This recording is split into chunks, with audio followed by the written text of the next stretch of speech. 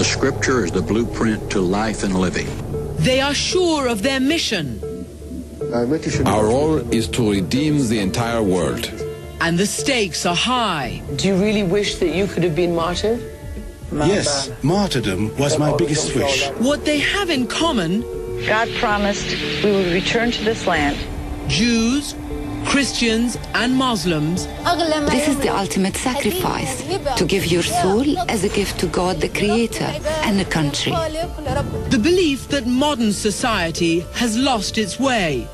They're raping virgin teenage America on the sidewalk, and everybody's walking by and acting like everything's okay. The problem we have now with these civilizations is we don't offer the man where to go. He doesn't know his place in life.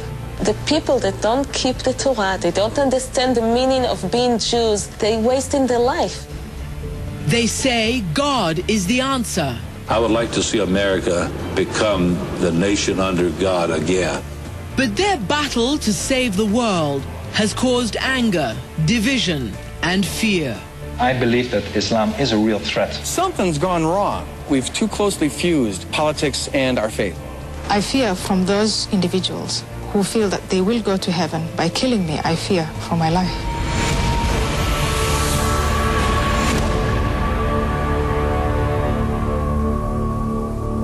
Jerusalem, the ancient city filled with sacred meaning for three great religions: Judaism, Christianity, and Islam. I'm Christiane Amanpour. For the last 30 years, religion has exploded as a powerful political force, with an army of followers who share a deep dissatisfaction with modern secular society and a fierce determination to bring God and religion back to the seat of power. We call them God's warriors. For 8 months, I've traveled the world. Hello. Investigating who they are, what they want, and why they believe it's a battle they cannot afford to lose. Now, God's Christian warriors, the religious right in America. They have transformed the nation's landscape with a mix of faith and politics.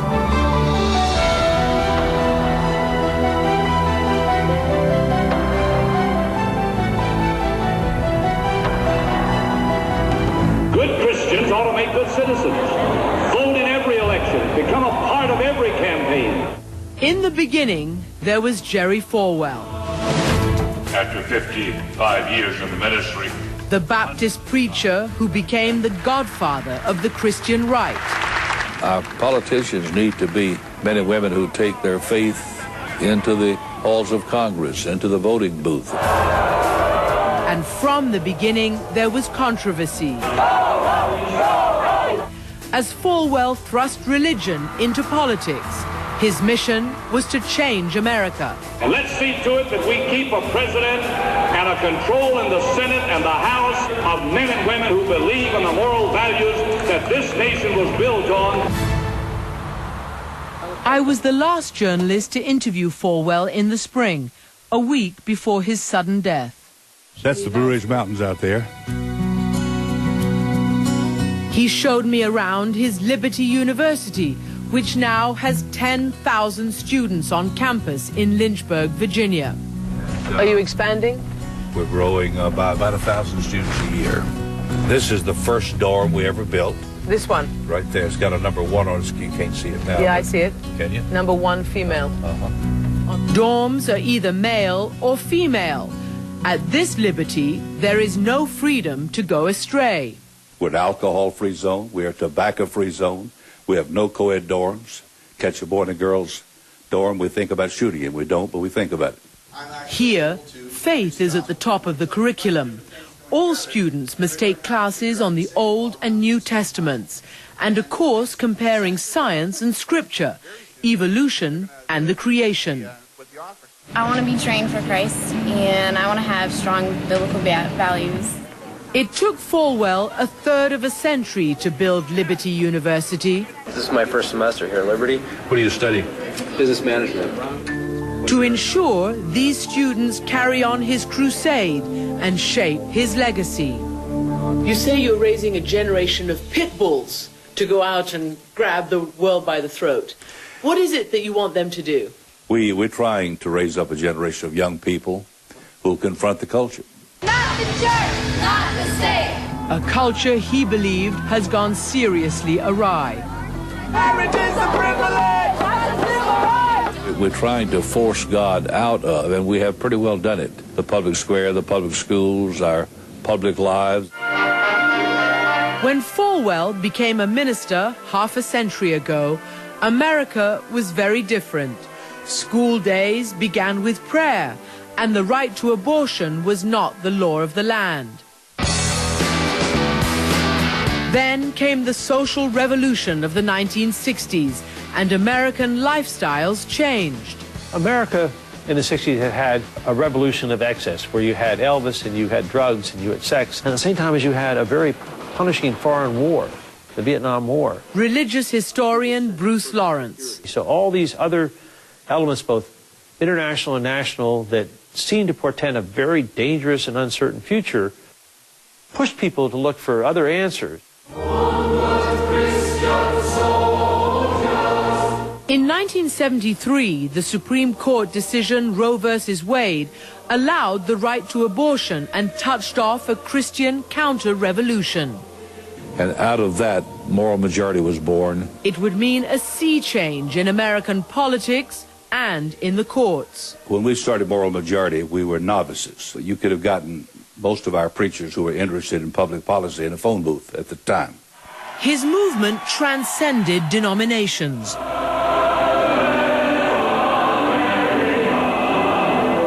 Falwell joined ranks with Catholics, Mormons, and social conservatives. By the 1980 presidential election, the moral majority mobilized millions of voters. And while Ronald Reagan needed almost no help in his landslide victory over Jimmy Carter, with Falwell in the ring, 12 Democratic senators did lose their seats over issues like abortion. We just got everybody registered. We got them to the polls, and they pulled an R for Reagan, went on down with R's, and 12 liberal senators went out of business. Suddenly, conservative Christians had become a political force, portraying themselves then and now as an endangered species whose values were under attack. Issues would be cast in moral terms. Faith and politics would become inseparable. The press found us the next day. We were not on the radar. Named us the religious right, intending to be pejorative, but I sort of like that. At commencement now, Republican stars and presidential hopefuls make the required pilgrimage to Falwell School. In 2006, John McCain delivered the commencement address. In 2007, it was Newt Gingrich. We must recognize that we are a nation founded and sustained by our Creator. But did Gingrich set the right example for students of the moral majority, given his public admission of an adulterous affair? How do you resolve what looks sort of hypocritical? We're not trying to elect a pastor or a Sunday school teacher, not a pastor-in-chief. We're looking for a commander-in-chief. Welcome to Iowa. Thank you. Great to be here. Happy 4th of July to you. In other words, all sorts of compromise is possible in a presidential season where none among the current field of Republican candidates has excited the conservative Christian base of the party. Falwell even told me the 2008 Republican presidential nominee could meet quite a different standard than usual. You basically said that for you in this next election, correct me if I'm wrong, it's security rather than the social issues that you care so deeply about. We'd love to get in one package a man, a woman who's strong on security and right on the social issues. We got to find the person closest to where we are. I need those prayers. Keep them coming. He dismissed Democrats like Senators Clinton and Obama. It's like the story of Chelsea Clinton interviewing some Marines returning from Iraq. And she asked one of them the question, what do you fear most? And he, after a thought, said, Osama, Obama, and your mama. Well, I'm not saying that really happened, but That's how I feel. That's how you feel? That's right. And Falwell continued to connect liberal beliefs to Islamic terrorism, such as blaming the attacks of September 11th on the prevalence of abortion in America. You know, you caused a huge amount of controversy after 9/11 when you basically said that the Lord was removing his protection from America. I still believe that. I believe that a country that... And that America probably deserved it. Here's what I said. I said that the people are responsible, must take the blame for it. You did, but you went on to say what I've just said. We're killing 1 million babies a year in this country by abortion. And I was saying then, I'm saying now, that if we, in fact, change all the rules on which this Judeo-Christian nation was built, we cannot expect the Lord to put his shield of protection around us as he has in the past. So you still stand by that? I stand right by it. Radical opponents had long waged their holy war against abortion clinics. What the hell was that?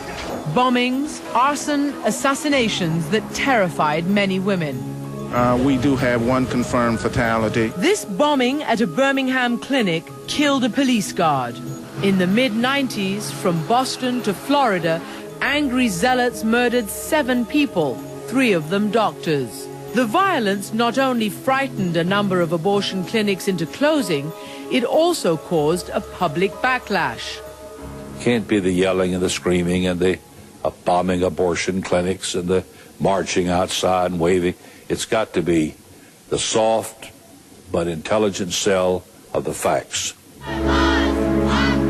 And so the courts became the new battleground over the unborn. But year after year, the religious right lost every Supreme Court decision on abortion. Falwell and others were determined to reverse that, using their political clout to make sure new justices Do you solemnly swear that... pass the Christian conservative abortion litmus test. The 2 men President George Bush nominated to the Supreme Court, Chief Justice John Roberts, had a cup of coffee with the nominee. And Justice Samuel Alito, I, Samuel A. Alito, Jr., do solemnly swear, met their test. The U.S. Supreme Court today handed a major victory to abortion rights opponents. A month before Falwell died, the Supreme Court, on a 5-4 vote, did put an end to one practice, called partial birth abortion. Justice Alito became the decisive 5th vote.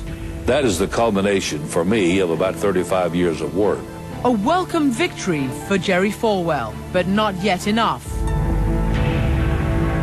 I don't think we have 5 votes on Roe v. Wade. I think we're probably 1 or 2 votes short. As we talked that last week of his life, Falwell seemed to recognize that his battle to end all abortions would have to be won by the next generation of God's warriors. My children are more likely to see this victory won than I am. I think we're 50 years away. We've got to just stay with it, stay with it, stay with it, and never give up.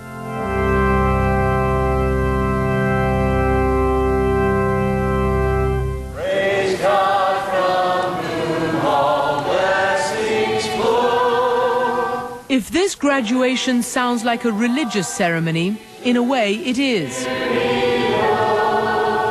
This is the first class of lawyers to emerge from Liberty University's new law school.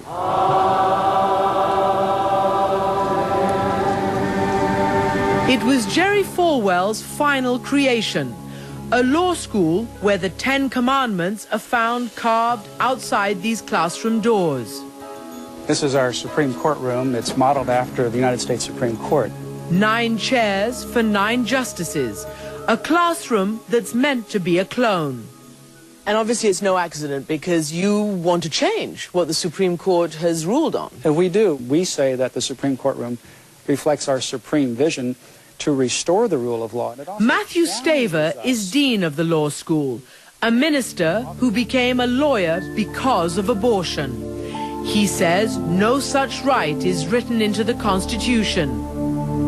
That doesn't sound like a rule of law to me. That sounds like somebody making their own ideology under the guise of the rule of law. Please be seated. It is Staver who's training what the late Jerry Falwell called his next generation of pit bulls. May it please the court. What are the pit bulls to do? Well, the pit bulls, according to Dr. Falwell, and really what our vision is to raise a new generation of people that understand the rule of law, that are taught that from our Christian traditions and worldview. Staver does more than mold minds. He also runs Liberty Counsel, a legal group which takes its fight over religious freedom into the courts all over the country. Twice he has argued before the real Supreme Court. Consider adoption. We would love to adopt your little baby. The first time against restrictions on picketing at abortion clinics. Staver's words that day: abortion speech or speech about abortion lies at the very core of the First Amendment. The last time on behalf of the laws of God. This is the United States Supreme Court when I argued the Ten Commandments case out of Kentucky. At issue, the public display of the Ten Commandments inside a county courthouse. Staver lost in a 5-4 ruling. But there's nothing in the Bible that would say to Staver, "Thou shalt not litigate again." And so, way down on the Suwannee River, Dixie County, Florida has become the dean's new battleground over the Ten Commandments. This 6-ton granite monument carved by the local gravestone salesman sits on the courthouse steps. It is a clear example of what the Supreme Court has disallowed. A standalone monument on government property with an obvious religious message: love God and keep his commandments. Maybe some of the things in the Constitution need to be changed, such as this right here, you know. I'm not authority on law or nothing like that, but I know for a fact that the people in this county right here are in favor of it. This time, Staver expects to win. Why? There's absolutely no question that the court has a different makeup and will likely come to a different decision.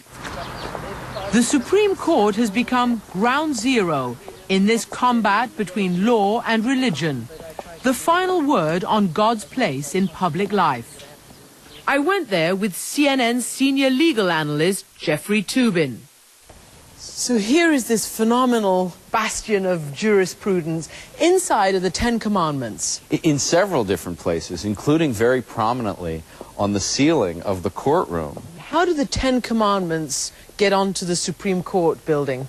Well, the Constitution has never been interpreted to mean that you could have no reference to God anywhere. I mean, many courtrooms say, "In God we trust." In God we trust is part of the American dialogue, and yet the religious right would have you believe that there's no mention of God anywhere in our public sphere. It's on the currency. It's on the currency, and they say, because it's on the currency, there's nothing wrong with it being in the schools, or in the courthouses, or in the Capitol. But they also play the victim somewhat. Are they victimized? Well, they feel like they're losing the culture wars. They feel like it's an increasingly secular society, and keeping prayer out of the schools, keeping the Ten Commandments out of the courthouses is part of how they're being victimized. It's just more of a respect for God. At Liberty University, twin sisters Mandy and Megan Chapman feel they were victimized by a court ruling against religion. It happened at their graduation in 2006 at Russell County High School back home in rural Kentucky. Megan was the class chaplain. My faith is my life. It's what you live by. So when you get out in the world and things get hard and... She wanted to offer a prayer at commencement, but a judge ruled she could not. We talked to the seniors, and one person suggested that we all do the Lord's Prayer together, you know, as a senior class. Defiantly, the seniors stood up in prayer.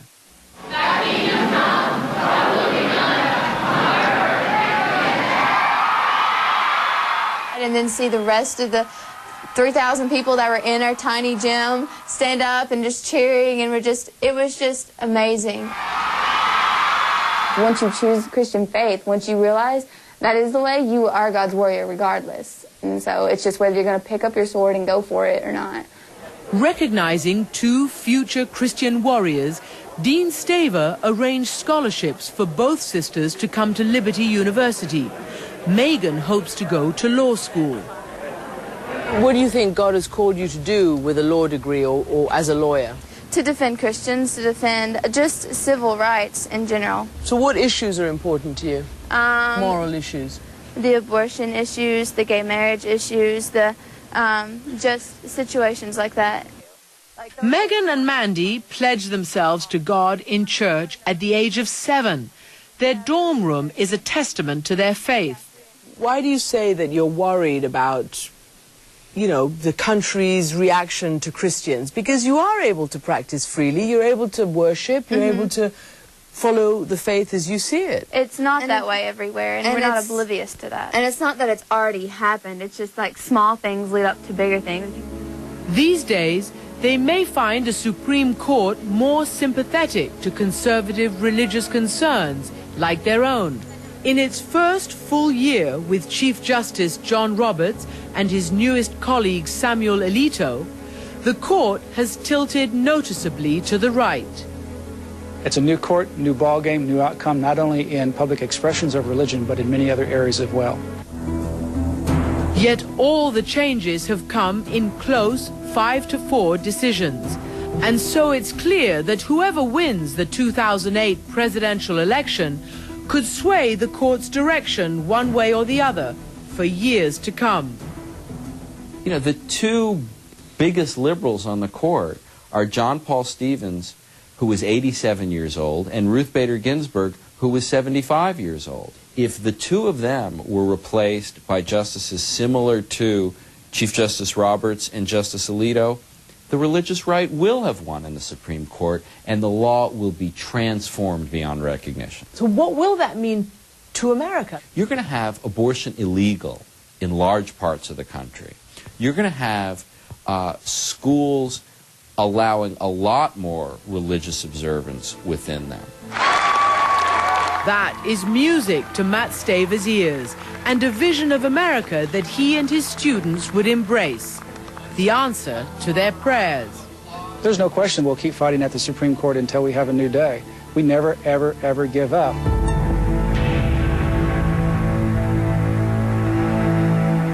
It's always good to see you. How are you? Very good to see you. Still to come, I meet a former president fighting to reclaim his faith from the right. It's impossible for a fundamentalist to admit that he is ever wrong, because he would be admitting that God was wrong.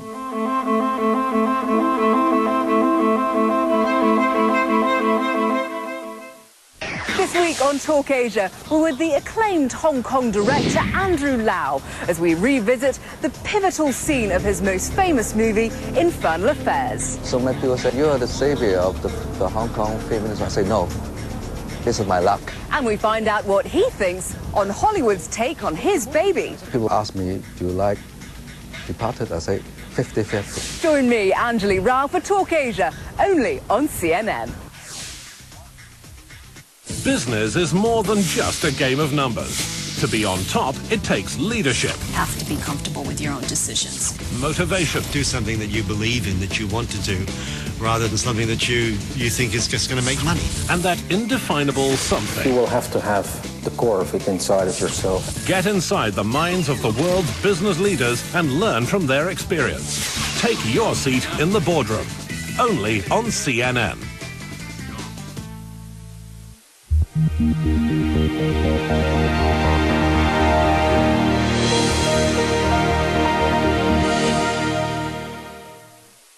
This week on Inside Africa, we're going to take you far and wide into the land of storytelling. From the fabled tales of 1001 Nights to the ancient story of the Egyptian god Osiris and the cave paintings of the Bushmen who once roamed South Africa's mountains. Plus, lessons and stories from a professional storyteller. That's Inside Africa. In association with the Angolan National Private Investment Agency. Only on CNN. real. We want to teach healing out of unwanted homosexuality. Getting rid of gay. These two things and these two things, they just don't fit. They say it's a cure for homosexuality. We want kids to know you can choose. But is it a con? It's a fraud. We're destroying families. It's an absolute tragedy. They tell you to become more masculine as a guy by calling your friends a dude. I accuse the ex-gay movement of being complicit with murder. Gay conversion, only on CNN. This is CNN.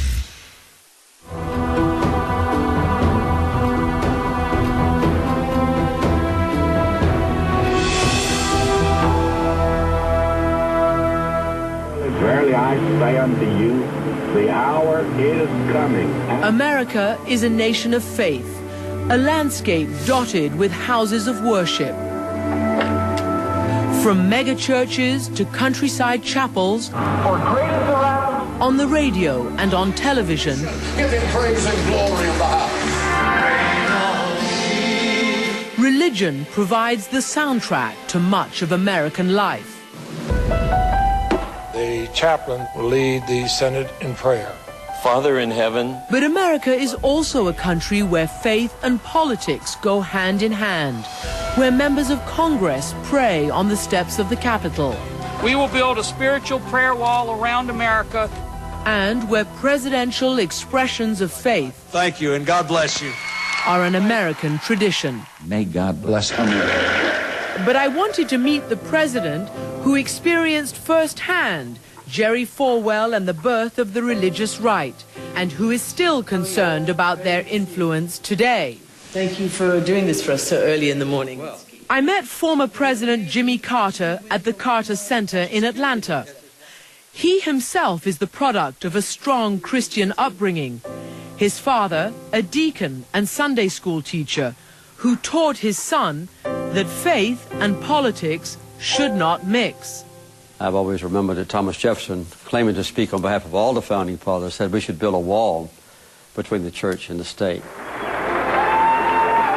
Carter was open about his faith while running for president, describing himself as a born-again Christian and winning a majority of the evangelical vote in 1976. We never had any religious services in the White House.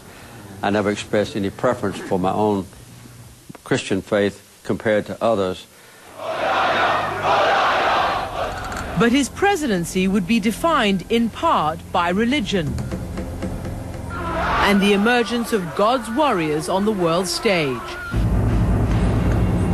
Most notably during the Iranian Revolution, where a religious fundamentalist took over a nation, making God and country truly one in the new Islamic Republic of Iran.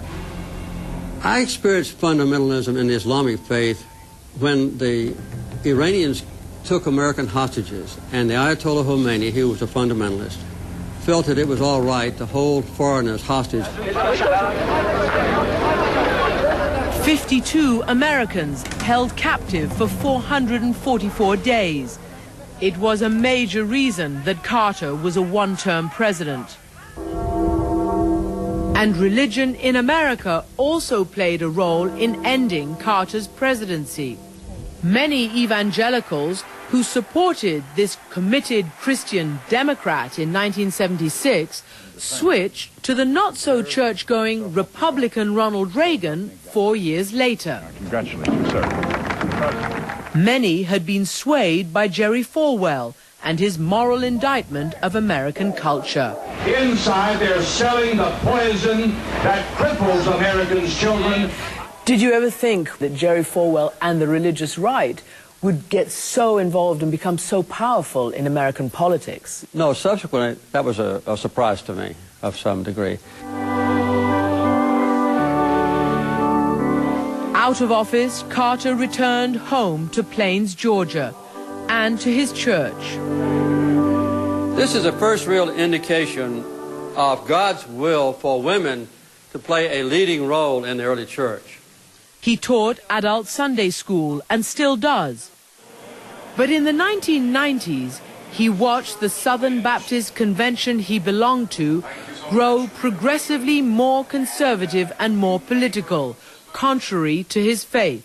And they were, in my opinion, a radical departure from what, to me, the Baptist faith had always represented.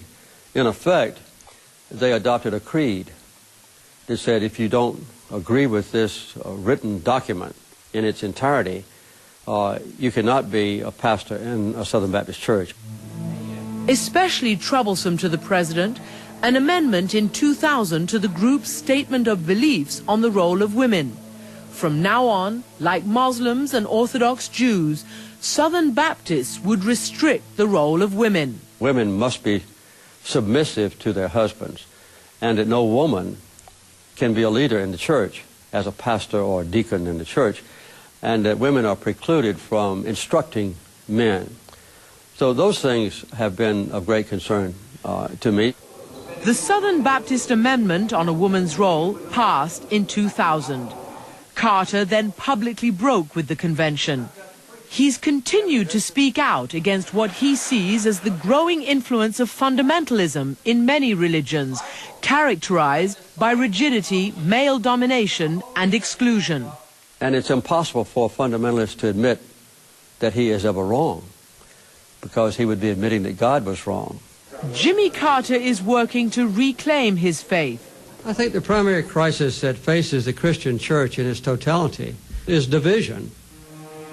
Along with former President Bill Clinton, they formed what they call the Celebration of a New Baptist Covenant, calling on Christians to focus on issues like poverty rather than on divisive issues like abortion and gay marriage. We have adopted as our guidelines a gospel based on peace and justice and humility and service and love that really helps people who are in need. Rather than more of a fundamentalist commitment where you define who can be and who cannot be a member of your organization. Critics say Carter is playing political games of his own, trying to mobilize a liberal Baptist vote. He denies it. But the president, who came into office with evangelicals behind him and left with the religious right opposing him, does have hopes for the next election. I really believe that the high power of the fundamentalist religious right in politics has reached its peak, and it has passed.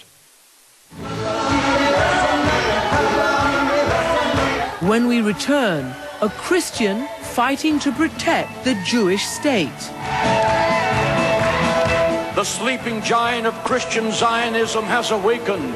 We are united, we are indivisible, and together we can reshape history.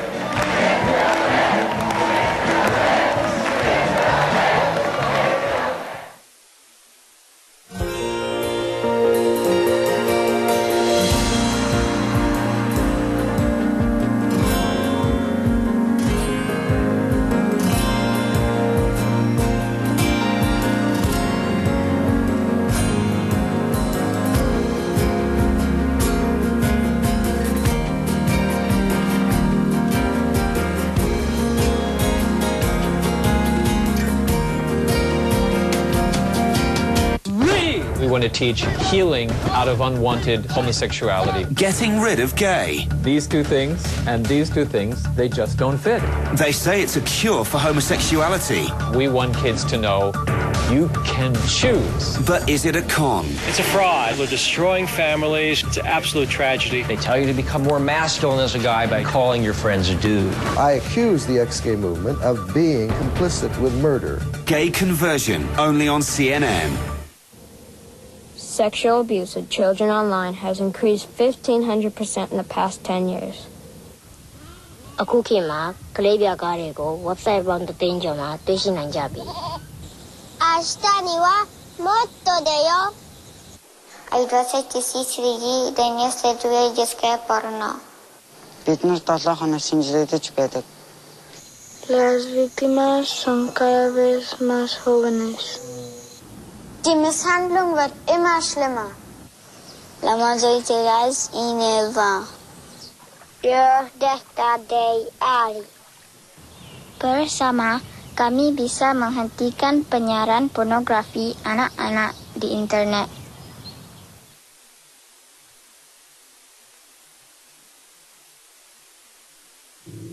We don't need your money. We just need your support.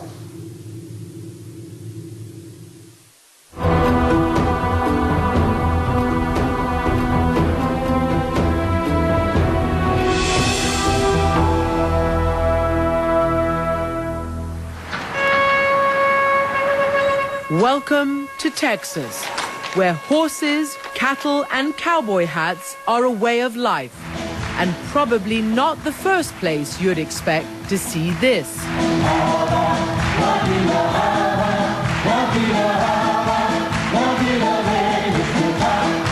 This is a night to honor Israel, Texas style.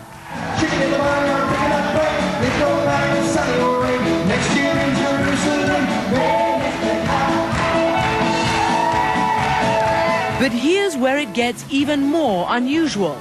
The people sponsoring this affair are evangelical Christians. The man in charge, Pastor John Hagee, a Christian warrior for Israel. Send a message to America. Send a message to the enemies of Israel. Send a message to the people of Israel. Israel, you are not alone. I believe that the Bible, the Torah, is the truth. I believe there's the Torah way and the wrong way. And the right way, says Hagee, is to protect and defend Israel at all costs. Hagee is a Zionist, a Christian Zionist. A Christian Zionist is someone that believes that the Bible supports Israel. God begins in the foreign policy statement of Israel in Genesis 12:3, saying, I will bless those who bless you, and I will curse those who curse you. You said God's foreign policy statement? Yes. God has foreign policy statements? Absolutely. And his is pro-Israel? Concerning the Jewish people, that's his foreign policy statement. Hagee's devotion to Israel began in 1978 when he first visited the Jewish state. While I was praying at the Western Wall, I turned and saw a Jewish man. He had a prayer shawl, reading the Bible, rocking back and forth, and I just felt that that man is my spiritual brother. Hagee tried to recreate the experience in his own church in San Antonio, Texas, Put your hands together. where his evangelical congregation numbers nearly 20,000. I saw Yitzhak Rabin. I met with him in Houston. A great man. He was a great man. There is a hallway lined with pictures of Israeli prime ministers. And outside, Hagee's masterpiece, a replica of Jerusalem's Wailing Wall. Now, Pastor, what is going on here? We're in a Christian conservative church, and it looks like a little bit of Israel. We sent to Israel and got all of these stones and put them in place here so that they could have the opportunity of praying at the wall as close as we could replicate it. But this is more than just a tribute to the Jewish faith. If Israel is at the heart of God's foreign policy, Hagee wants to make sure it shapes America's foreign policy too. There are voices in the State Department calling for the city of Jerusalem to be divided, to make way for a Palestinian capital. Let us make this clear. There shall be one Jerusalem that shall never be divided, not now and not ever. He's got his own pro-Israel lobbying group. Their recent meeting in Washington included a written greeting from President Bush. Thank you. And it drew people like former House Speaker Newt Gingrich and Senators Lieberman and McCain. If we fail in Israel, where will we succeed? Hagee's group also went to Capitol Hill, telling members of Congress of their strong support for Israel. Their visit last year coincided with fighting between Israel and Lebanon. They made it clear what they expected America to do. We asked them to give Israel the opportunity to respond to those people that had attacked them, not to send someone from the State Department over there to get the war stopped. So you were pro that war? We're never pro-war. We are for Israel having the opportunity to respond to those that attack her. Israel can do no wrong in Hagi's eyes, and he's identified his enemy. Allahu Akbar!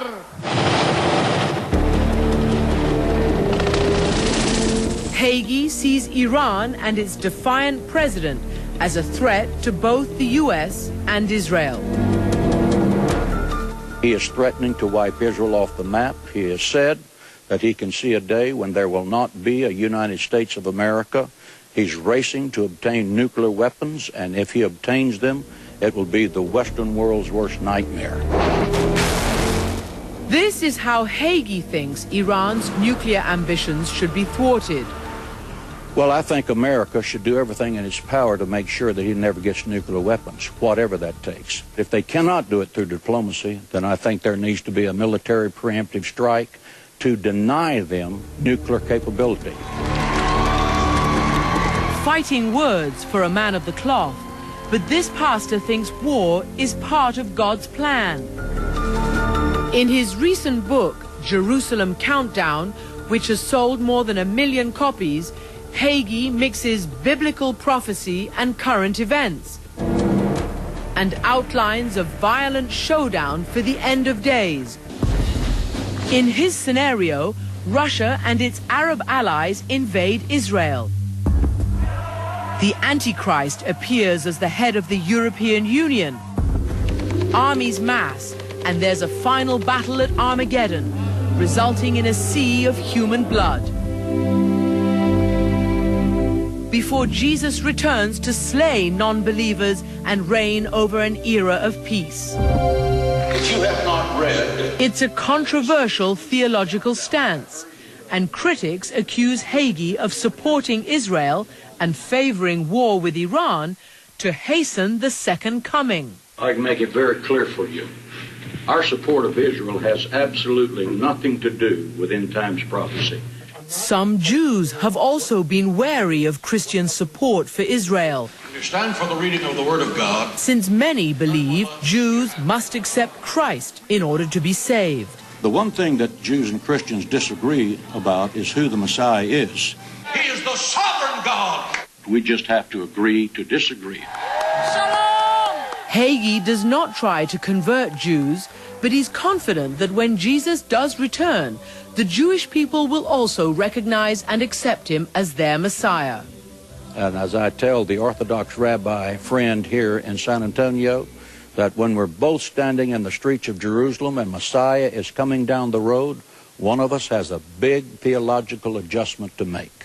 But in Which of you is going to make the adjustment? Oh, I think he is, of course, and of course he thinks I am. So it's going to be an exciting day. The sleeping giant of Christian Zionism has awakened. For now, Hagi's battle is political, rallying evangelical Americans for Israel.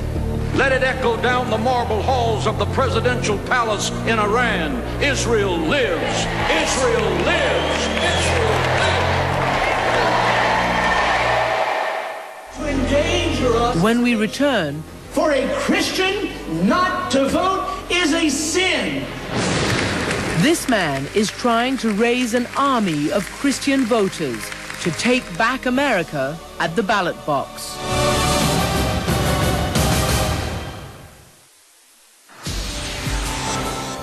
On this edition of Art of Life, Bountiful Beauty. We join Erin Lauder as she savors the sweet aroma of her new venture, one that brings her back to her roots. Science of Skincare, Rebecca Corner's Austro-Hungarian beauty heritage, plus a woman's hair is her crowning glory. We explore John Frieda's cutting-edge empire. Art of Life, in association with Cyprus Tourism. Saturday on CNN. Coming in September on CNN, business in the Middle East. It's transforming and it's growing. Track the changes with CNN's newest business show, Marketplace Middle East. Be the change through weblogs and video diaries. Extraordinary young men and women record their experiences as they aim to benefit others. Richard is on a quest for rock and roll with lessons in rock attitude from Motley Crue's Nikki Sixx and legend Alice Cooper. In September, stay connected. Stay with CNN.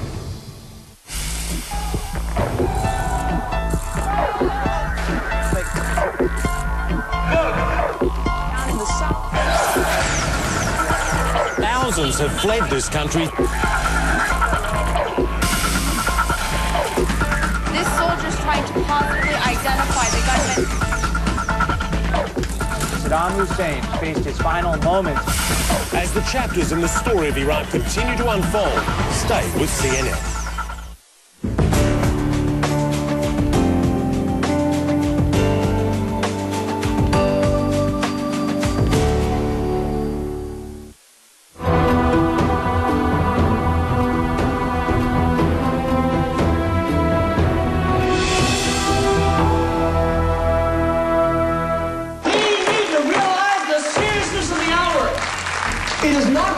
That is wrecking the country. It is the Christian who is doing nothing. Pastor Rick Scarborough is on a crusade across America.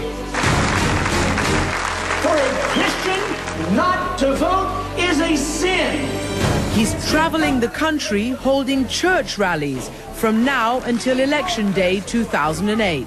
Here's the danger you need to see. Like many of his Christian counterparts, he believes America has lost its moral footing. Christians don't lose until they quit. And his mission is to raise an army of Christian voters to fix that. Evangelical Christians are estimated between 50 and 80 million. We are the largest voting bloc in America. If 75% of them vote their values, we win. I'm not a Republican, I'm not a Democrat, I'm a Christocrat. My allegiance is to Jesus Christ. Whenever there is a party that presents itself as a party of values, they're going to benefit from what I do. Rick Scarborough is a Baptist preacher by trade. We were making progress when we had a conservative Congress. We're losing ground right now. And author of books with provocative titles such as Enough is Enough and Liberalism Kills Kids. His interest in politics began when he attended an AIDS prevention lecture at his daughter's public high school in Pearland, Texas, which he felt was too explicit and sent an immoral message. Every form of sex is fair game. Just make sure you use a condom.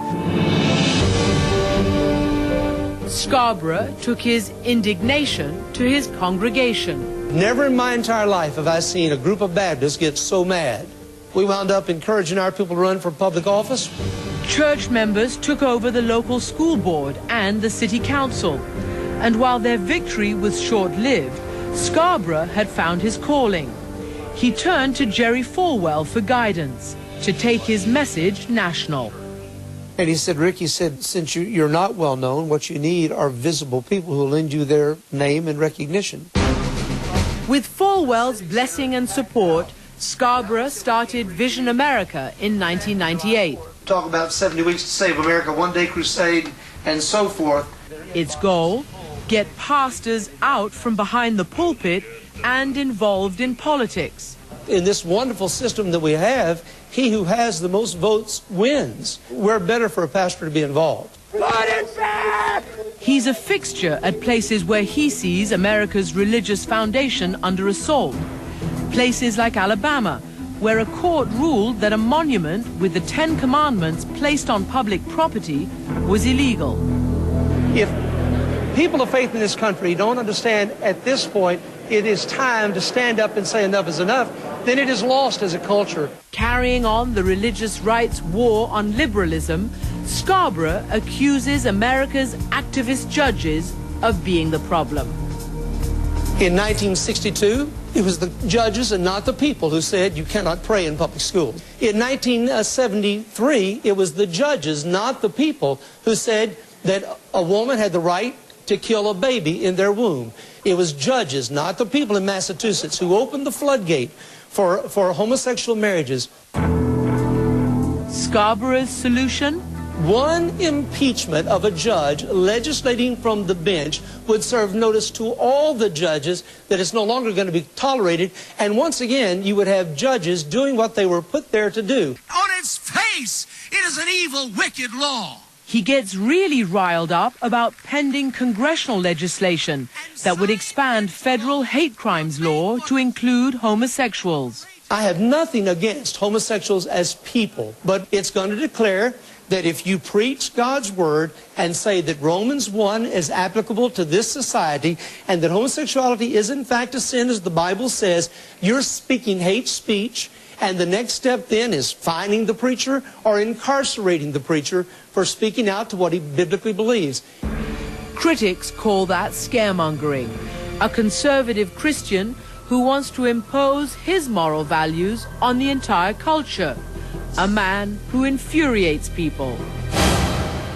I'm very sorry about that. I'm infuriated that my children were forced sex education that taught them that anal sex, oral sex, and other forms of sex was just fine.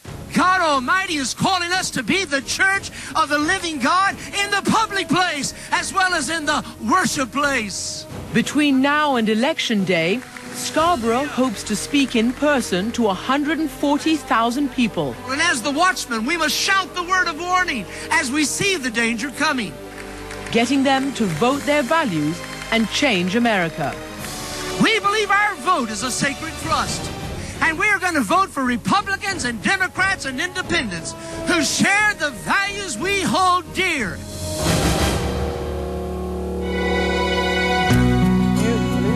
But can pastors in America really change an election?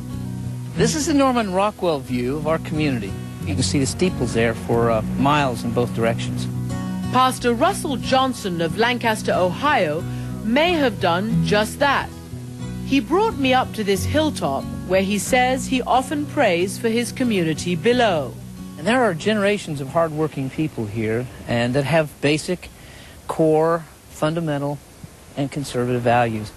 Johnson is a senior pastor of the Fairfield Christian Church and an outspoken figure in Ohio politics. Jesus said, be salt and light, have convictions, pray for your community, serve the elderly, reach for children, and yes, get registered and go out and vote. Johnson runs his own Christian school, and he too doesn't like the direction he sees America taking. In this county, there are times when children have been told, don't write the name of Jesus. Are you talking about in public schools? In secular schools that are supported by public dollars. They have become secular, not public. If they were public, then children could sing Silent Night. They could say the Pledge of Allegiance. They would hear both creation and evolution being taught. That's public. Johnson blames evolution for a number of America's problems. Well, you've taught them they came from animals. For 50 years, now they're acting like animals, and you have a problem with that. So evolution is the problem for antisocial kids? It is a part. Social evolution, survival of the fittest. Social Darwinism has brought upon America some serious problems when it comes, if you don't respect God and you don't respect your teachers, you don't respect your parents.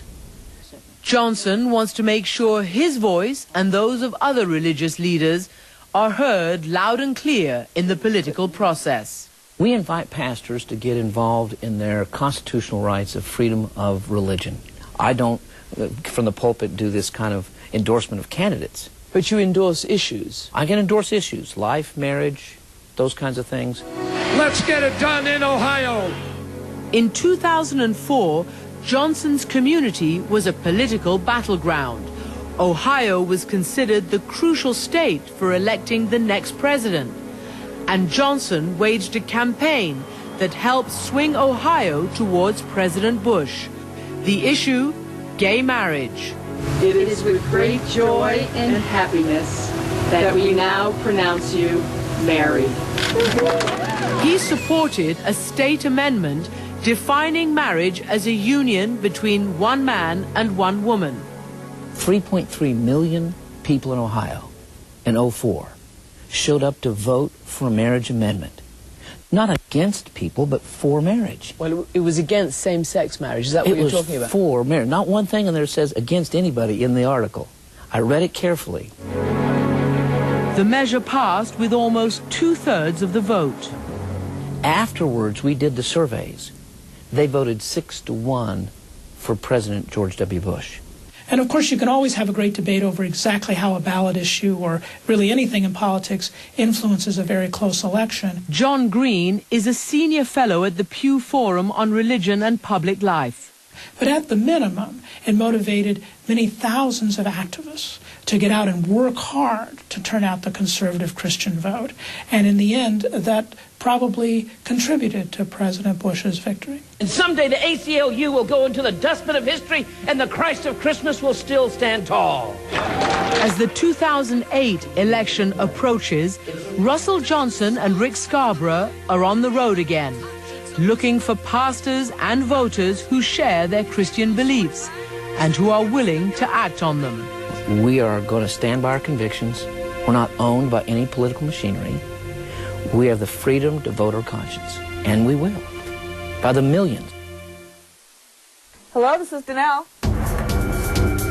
Next, how phone calls and emails change America. It just makes that connection for you. Christian grassroots politics in action. And later, let me hear your battle cry tonight! An army of teenagers fighting secular society in the name of God.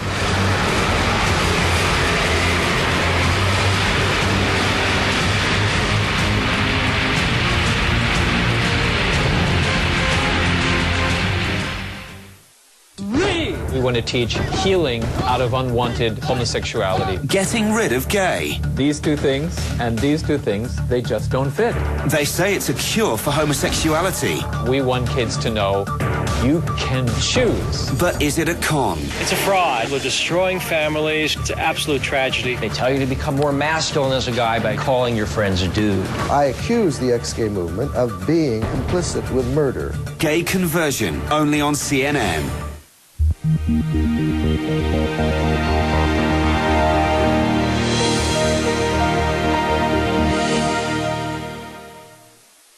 Explosions in Maputo, demonstrations in Valencia, celebrations in Veracruz, a rocket festival in Bang 5. This video came from CNN viewers around the world. Someone like you with a mobile phone or camera.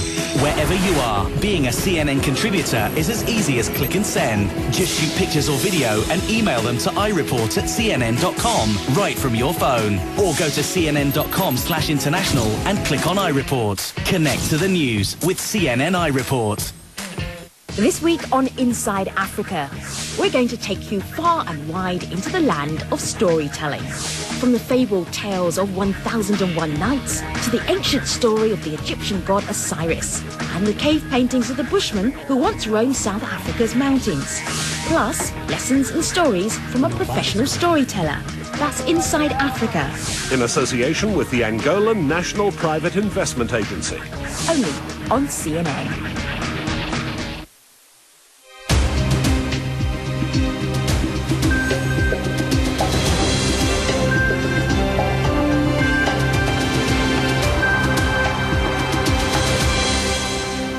Hello, I'm Aisha Sasay at the CNN Center. Up next, we'll return to the final installment of God's Christian Warriors with Christian Amanpour. First, the headlines for you. Coalition officials are investigating an apparent friendly fire incident in southern Afghanistan. A British unit was on patrol in Helmand province when it came under Taliban attack. U.S. fighter jets were called in to help and one bomb was dropped. Officials believe the explosion killed the 3 soldiers and wounded 2 others. Police in northwest England say they've made a 3rd arrest in the killing of 11-year-old Rhys Jones. They say they've arrested a juvenile for suspicion of murder, but they aren't giving any more details. Rhys Jones was shot to death Wednesday as he walked home from football practice. 2 teenage boys were arrested earlier and released on bail. Leading U.S. Senate Republican John Warner says it's time for America to begin pulling troops from Iraq. He says that might help force the Iraqi government to take steps against the nation's chaos and infighting. Warner's call comes after a U.S. intelligence report found that progress in the war is limited and the government in Baghdad is part of the problem. Crowds in Pakistan set off fireworks to celebrate the impending return of former Prime Minister Nawaz Sharif. Pakistan's Supreme Court ruled Thursday that the exiled leader can return before elections. Still, the Attorney General says Sharif will face corruption charges and the prison term he avoided by leaving. American football star Michael Vick has filed a plea agreement in connection to an illegal dogfighting operation. Court documents indicate Vic admits he was part of a business venture that involved illegal gambling and led to the deaths of at least 6 dogs. Vic will formally enter his plea Monday in a U.S. District Court. And that's an update of the headlines. Back now to God's Warriors.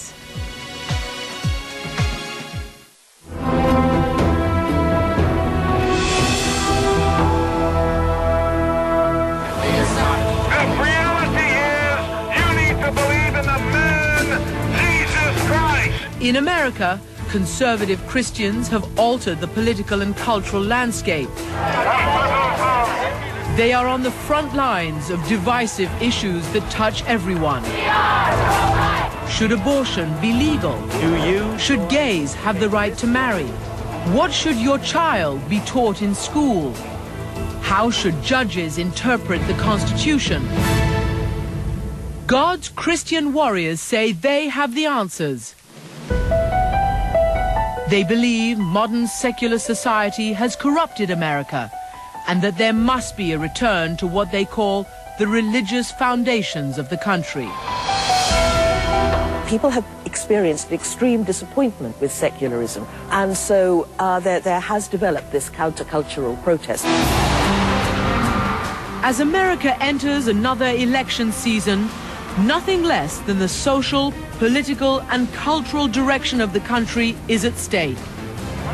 God's Christian warriors know where they want the country to go, and they're not going to stop fighting until their battle is won. Christ is King! Christ is King! Christ is King! Christ is King! This is Danelle Turcini with Positive Christian Agenda. Danelle Turcini is trying to change America.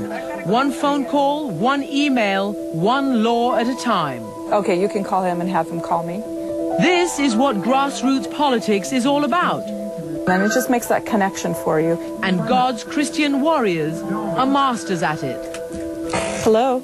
My job is I deal with getting Christians involved in the public process. Right. For what reason?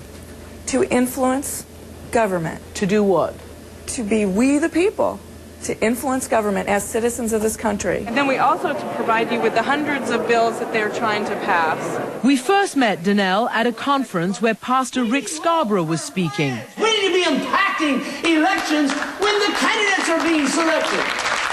If you go to the website, Turcini was working, getting Christians to use their voices to influence politics. Yeah, so I'm doing the pro-life work. I traveled to her home base outside Seattle, Washington, to get an inside look at how she does her job. So this is my office. Yep.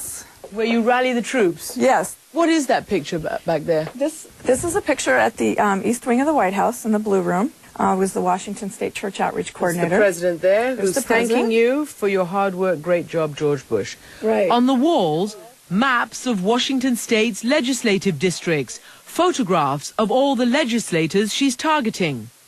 But I like to have the pictures here because we're dealing with human beings. So, but whose minds, many of them, you're trying to change. Yes, absolutely, absolutely, and understand, and and inform. During the past legislative session, her organization says it facilitated nearly 59,000 phone calls and sent twice-weekly email alerts to nearly 100,000 people. We actually sent out a reminder. We had sent out a big alert on Friday. About the domestic partnerships. Yeah, that was the domestic partnership. And how long, do you spend, how many hours a day doing this? During session, I work on average probably about 12 hours a day. It's nonstop. Turcini is a mother and a grandmother who became involved in politics more than 20 years ago. At that time, she supported a woman's right to abortion until she saw an ultrasound image of her second child. All of a sudden, I was like, whoa, wait a minute. This is a baby. I remember driving home from the clinic that day and thinking, they're killing babies. Abortion kills babies. So naturally, I started thinking, well, what can I do about that? So you wanted then to change the law? I realized the antidote to this travesty was to change the law. they don't want anything to slow down abortions. Torresini was working for a group called Positive Christian Agenda. What do we need Danelle to do here to round up the troops? That's her boss, Joe Featon, a politically minded pastor who leads one of the state's most influential megachurches. We're trying to hold back the barbarians who want to encroach upon the empire, if you will. And we're saying, no, the values of Christianity should be in the marketplace of ideas. They should be out there for all to see and to contemplate. Well, congregation, let's dedicate Hannah to the Lord. Featon was instrumental in the fight to define marriage in Washington state as one man, one woman. And although American law prohibits him from endorsing candidates from the pulpit, he gets around that by referring parishioners to a personal website to see his pastor's pics. The secularists always say, you're trying to set up a theocracy. You're trying to put your values on us. And I say to myself, hey, wait a second here. This is the way it's always been in America. You come along with your secular agenda. You're the ones trying to put your values on America, not me. Our values are native here. It's yours that are foreign. You're the illegal alien here, not me. Danelle and her group also would bring their concerns directly to legislators. Can you meet us in the middle of the rotunda, kind of near the gold seal? This session, they lobbied for parental notification for abortions, against a domestic partnership bill, and against a sex education bill. Small groups such as hers can have a big impact. Yeah, sure. Thank you. People don't understand the power they have by just getting involved and just get a few friends with you, and then it quickly rises to the attention of people like me and other elected officials. Perhaps nobody in America knows that better than Ralph Reed, one of the most influential Christians in American politics. You know, one of the reasons why it's hard to build a moderate or centrist political movement is because moderates are moderate. You know, they're just moderate. I mean, what do you get excited about? You know, whereas on the left or the right, people are really committed. Can you give me the zip code ranges for the district? Reed was the mastermind behind the Christian Coalition, the grassroots organization that transformed American politics. It was founded in 1989 on the coattails of Pat Robertson's failed bid for president. The conservative Christians in the 80s, prior to Robertson, were voting Republican in the general election, but they weren't really involved in the machinery of the Republican Party. Robertson really changed all that. Reed turned them into a political force. He mobilized voters using direct mail, sending on millions of voter guides that focused on the smaller local races. It was a new type of campaign, stealth politics conducted under the radar. And if you sort of show up in Washington and hold a news conference and say, I'm in charge now, a lot of people shoot at you. So it might be smarter to go out and run 1,000 people for school board and state legislature and city council, and nobody really shoots at you. By 1994, the Christian Coalition claimed 1.3 million members. And that fall, its influence was really felt. Last night was one of the most decisive off-year elections in American history. Republicans won a majority in Congress for the first time in 40 years. And Christian conservatives were credited with winning half those races. God's warriors were now a force to be reckoned with in Washington. But today in Washington state, the Democrats are in charge, and Danelle Torresini's agenda faces a losing battle. Here, she's getting a reality check from Republican leader Richard DeBolt. You're not stopping anything this year. I mean... Okay, so there's no chance? No. Their train is running. They have their agenda. They've kind of focused in on what they're going to do. They're not really open to moderating that at all. His words proved correct. This year's Positive Christian Agenda did not go forward. For Danelle, the setback is just part of the process. There are many battles still to be fought. And so, no, I will not stop as long as I feel compelled in my heart to continue along this path. I will continue to work the grassroots. Hello, this is Danelle. We're here today to proclaim that there's going to be a sweeping of the Holy Spirit across this nation of ours. In America today, is it even possible to separate faith and politics? I traveled to Minnesota to meet a preacher who put his parish on the line to do just that. Would you just join hands to the person to your right and to your left? And just join with me in your heart and in your mind. Greg Boyd doesn't look like a fire starter. The enemy is evil, but you are good. But don't let appearances fool you. There is a spiritual war going on. There is a corrupting influence of having power over others. America is not the kingdom of God. So, Greg, if I were to Google you, all it says is heretic, heretic, heresy. That's not all it says. Come on, it can't be that bad. You stirred up a bee's nest. Yeah, there's a certain amount of controversy that surrounded some of my ideas on stuff. In American society, where conservative Christianity and right-wing politics have become married, Greg Boyd wants a divorce. I am very concerned about the extent to which what's called the kingdom of the world, the politics of the world, is being fused with our faith. In some cases, almost like a Taliban, an Islamic State, where, you know, it's like we want to run a Christian society and enforce Christian laws. And my concern is that that is very damaging for the church, and it's also very damaging for society. Boyd was raised a Catholic, lost his faith as a teenager, and then was born again at age 17. He studied religion at the Yale Divinity School and Princeton's Theological Seminary. As a professor, he taught theology for 16 years before feeling the full-time pull of the pulpit. Be blessed. How many people do you count in the flock here? Judging from how full it is, whatever, on a typical weekend, it's around 4,000, I guess. It's a lot, 4,000. Yeah. Get your life from Jesus Christ. Get your life from Jesus Christ. All your life from Jesus Christ. Visit Boyd's church and you'll hear a Christian message with a strong focus on personal relationships with Jesus Christ. On the one hand, I'm a conservative Christian, and I am pro-life to the core of my being. I also believe that homosexuality misses God's ideal. But listen to what Boyd says next. But the Bible also says that gossip.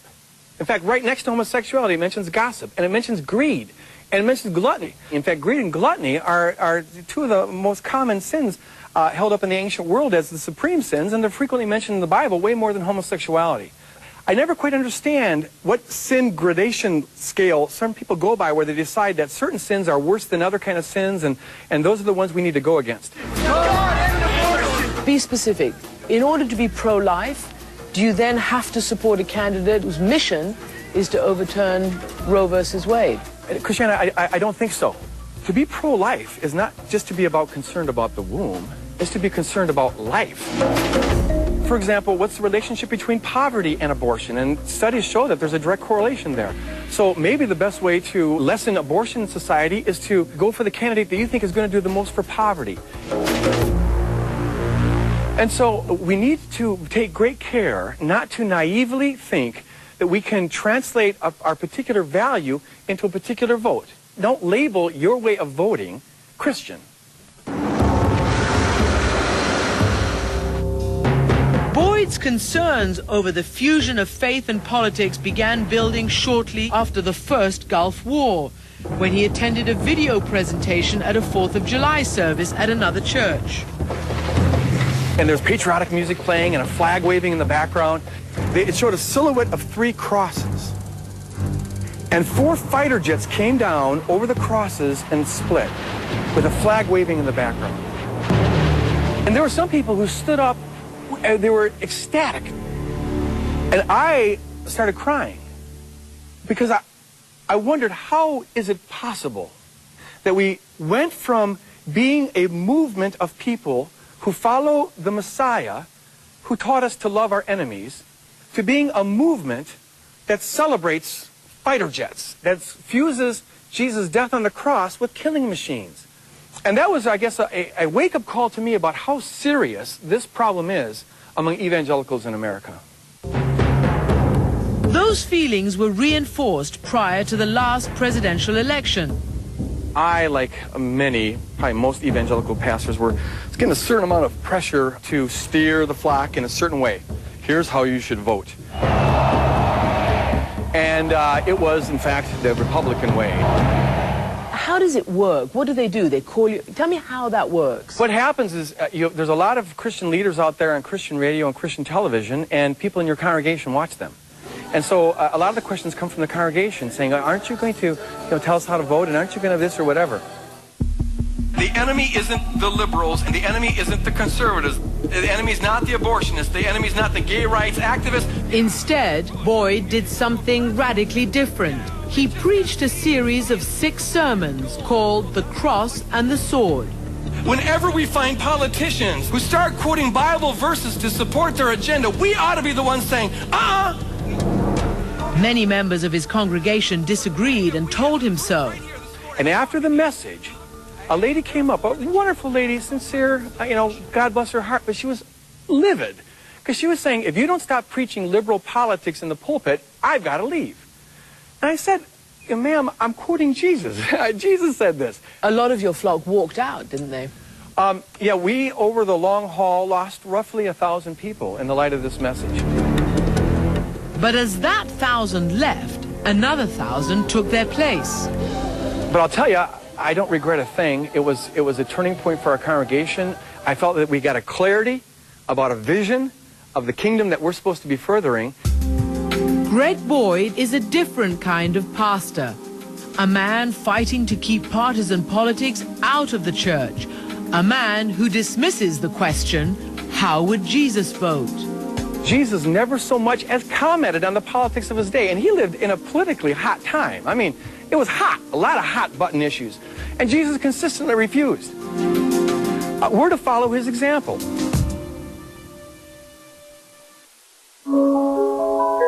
When we return, would God be an environmentalist? I meet a Christian under fire for saying yes.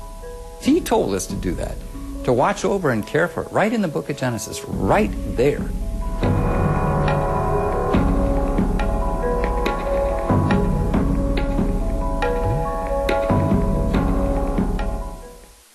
Coming in September on CNN, business in the Middle East. It's transforming and it's growing. Track the changes with CNN's newest business show, Marketplace Middle East. Be the change through weblogs and video diaries. Extraordinary young men and women record their experiences as they aim to benefit others. Richard is on a quest for rock and roll with lessons in rock attitude from Motley Crue's Nikki Sixx and legend Alice Cooper. In September, stay connected. Stay with CNN.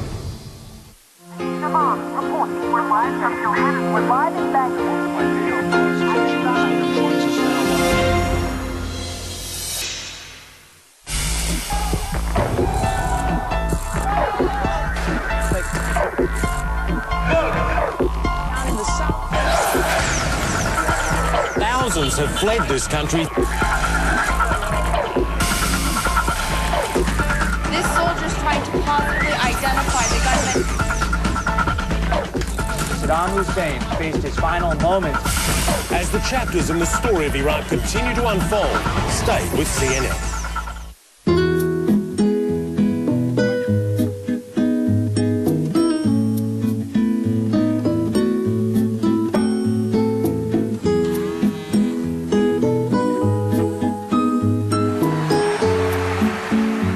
Sharing timeless values.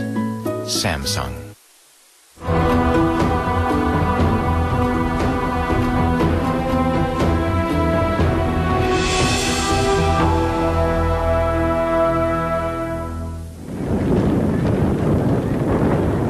It's a windy spring day in Washington, D.C., and this man is creating a storm in the world of Christian politics. Where are you on abortion? Conservative, pro-life, have been for 25 years. On same-sex marriage? Conservative. Oppose gay marriage. So with statements like those, why are some of the biggest names of the religious right denouncing Richard Cizik? Because of statements like this. And in fact, God's own word says, I, God, will judge those, destroy those who destroy the earth. Cizik is preaching the gospel of saving the planet. It's biblical environmentalism. It's biblical. It's being a steward of the earth. It's caring about issues that will impact millions of people, like climate change. May we embrace your charge to watch over and care for all the creatures of the earth. Cizik is a minister and vice president of the National Association of Evangelicals, an umbrella group that represents 45,000 churches and tens of millions of American Christians. He believes God created the earth and that man is failing to take care of it. Cizik calls his crusade creation care. There's a reason why Jesus refers to hell in the New Testament as Gehenna. Gehenna was a garbage heap outside Jerusalem, so we as evangelicals don't want to turn this earth into a garbage heap, a hell on earth. Cizik became an environmental activist reluctantly. He was invited to a conference on climate change in England in 2002, not expecting to be moved by what he would hear. I'm listening to the best scientists in the world assembled at Oxford present science that says the planet is at risk, and I'm literally having the scales come off my eyes.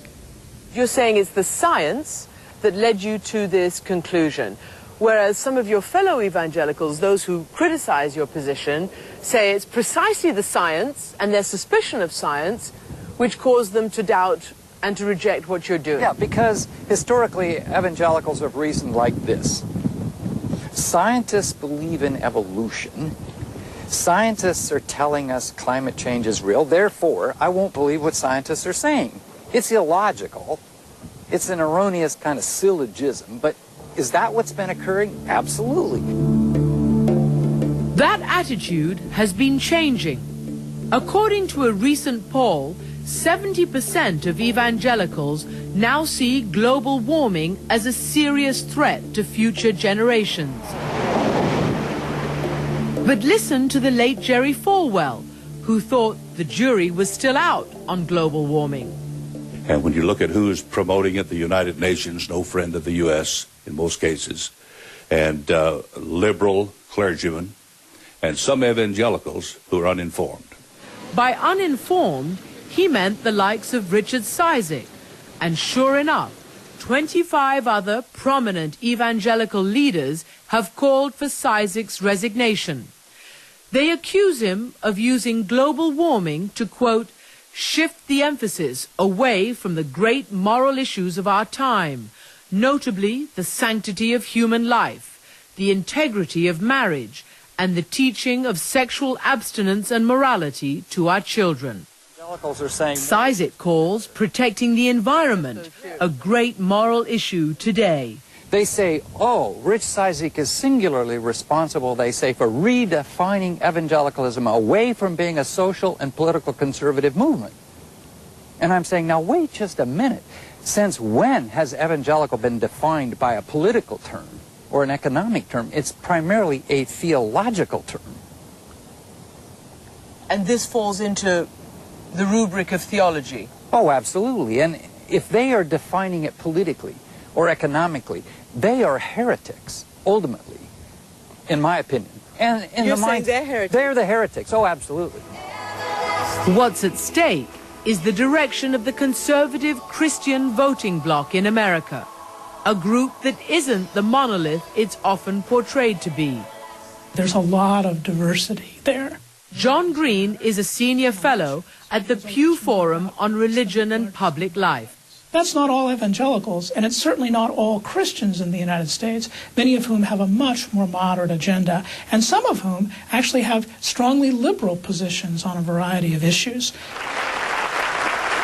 In the past 2 presidential elections, conservative Christians were among President Bush's strongest supporters, and voting trends suggest they will remain predominantly Republican in the near term. An association that's been political gospel since Jerry Falwell founded the Moral Majority. But even that is not written in stone.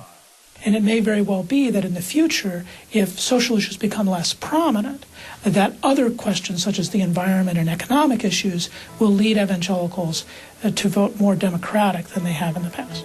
Cizik says he's not trying to convert Republicans into Democrats, just to convince them of what he believes to be at the center of God's agenda, saving the earth. He told us to do that, to watch over and care for it, right in the book of Genesis, right there. Up next, a family who believes American culture is so harmful to their children, they had to step out of it. Where do you start for your little A? And later,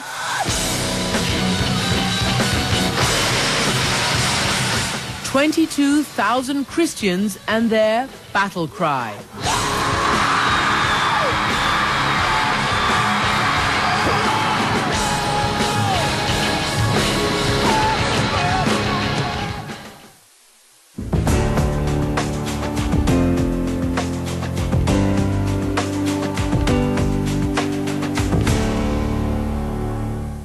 This week on Talk Asia, we're with the acclaimed Hong Kong director Andrew Lau as we revisit the pivotal scene of his most famous movie, Infernal Affairs. So many people said, you are the savior of the Hong Kong film industry. I say, no, this is my luck. And we find out what he thinks on Hollywood's take on his baby. People ask me, do you like Departed? I say, 50-50. Join me, Anjali Rao, for Talk Asia, only on CNN.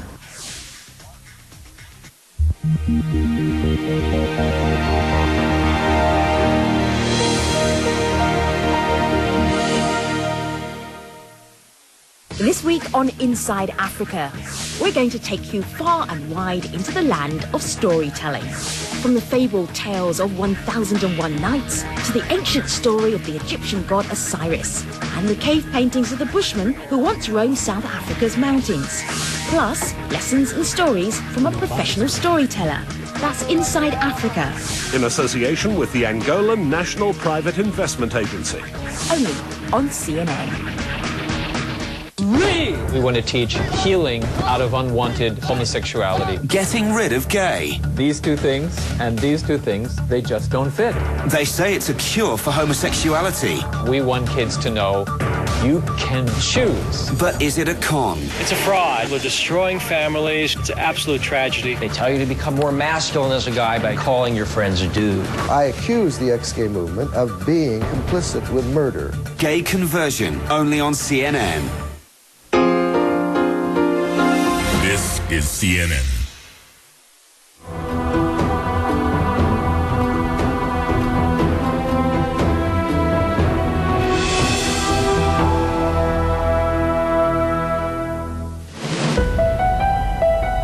From Washington State to Washington, D.C., we have met people who believe their faith compels them to change American culture and politics. But there are also people who are fighting in a very different way, by turning inwards. Yes. 5 times 1 is 5. 3 times 0 is 0. It's a familiar scene. 5 times 10 is 50. But they aren't doing homework. Where do you start for your little A? This is school, and their mother is the teacher. You have an eraser. Here you go. Jennifer Navarre and her husband Mike are quiet warriors against a culture they feel is dangerous for their children. They're fighting back by opting out, teaching their children at home because for them, public schools are faithless and morally bankrupt. Most of the schools are secular in their thought, in the direction, very humanistic, and those are things that we wouldn't want to raise our children under. What is it about the sort of public sphere that you don't want to expose your children to? Well, it's more what we want to expose them to here. What they wouldn't get there is what we want to teach them here, and that would be a Christian worldview. Mike runs a landscaping business, and is also a part-time preacher at a small local church. Jennifer stays at home and is the primary teacher of their 5 children: 9-year-old Lucas, 7-year-old Eden, 5-year-old Trinity, 3-year-old Aria, and 1-year-old Daniel. And they say, God willing, they'll have more. Jennifer's days are hectic. All right, you want your drink? Especially with 2 toddlers running around.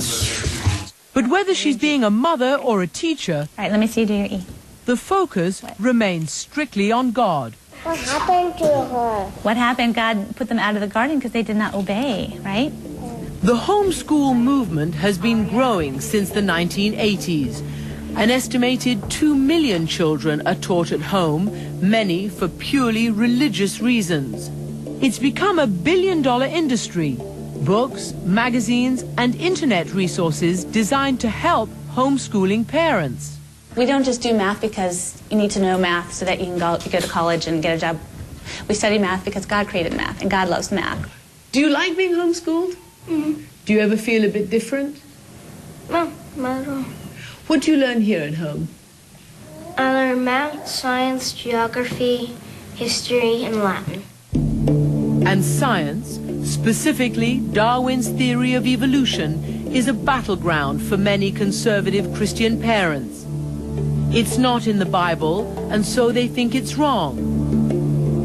What will you teach your children about science, about where we all came from? We'll teach them the truth, that in the beginning God created the heavens and the earth, and we will certainly teach them about evolution, about the theory or hypothesis of evolution. The hypothesis? Absolutely. Yeah, it's an unproven hypothesis. I think that's safe to say. Will you tell them it's wrong? You know, yes, we will. How can you be so sure? Well, because the Word of God is truth.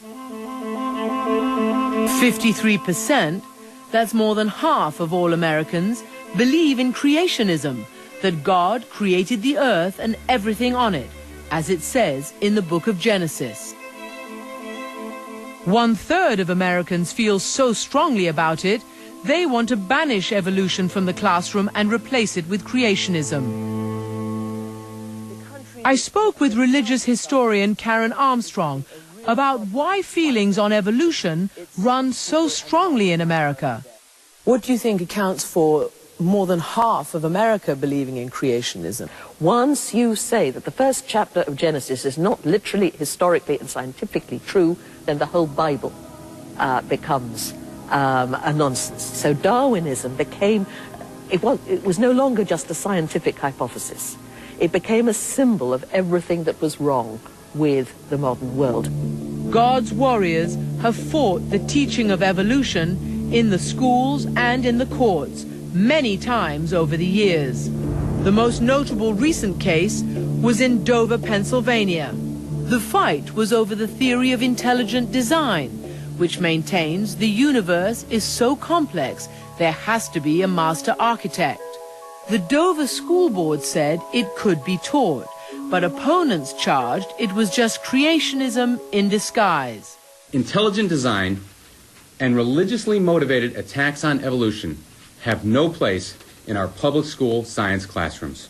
And in December 2005, a judge agreed. Eugenie Scott directs the National Center for Science Education.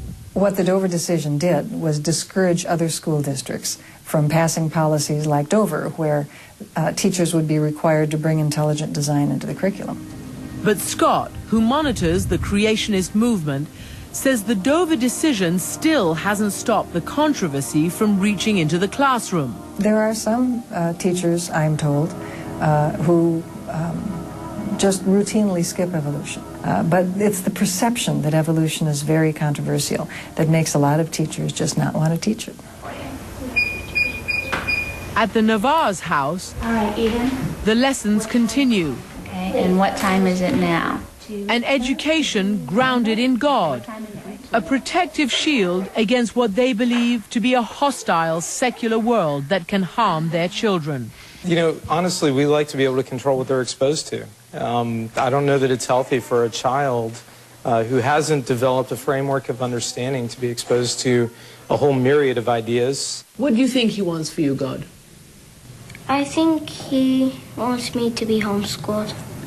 Whatever God calls him to do, I want him to do it with integrity and with honor and do his job well. So at the end of the day, he can stand before the Lord and say, you know, I use my time and my talent and my treasure, and I use it all for your glory today. And what do you think he wants for your life? To be a preacher like Daddy. From the Navars of Virginia and their battle against the secular world to San Francisco for a radically different call to action.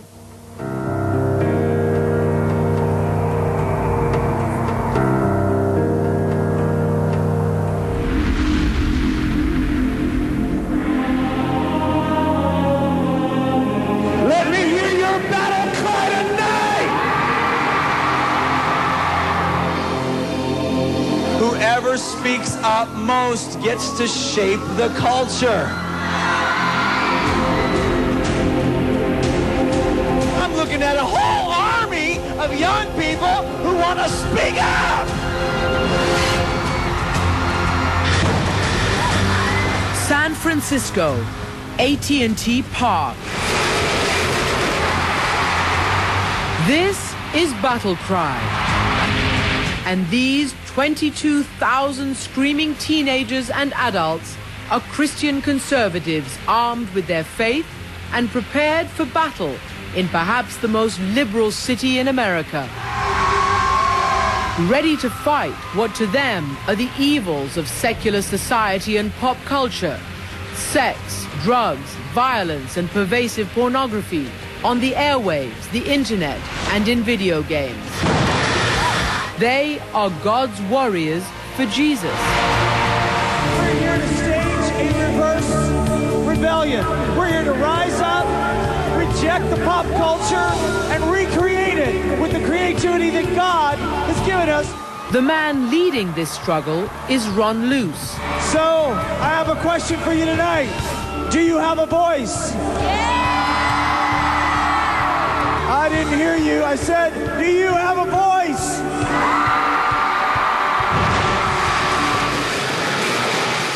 Hello. How are you?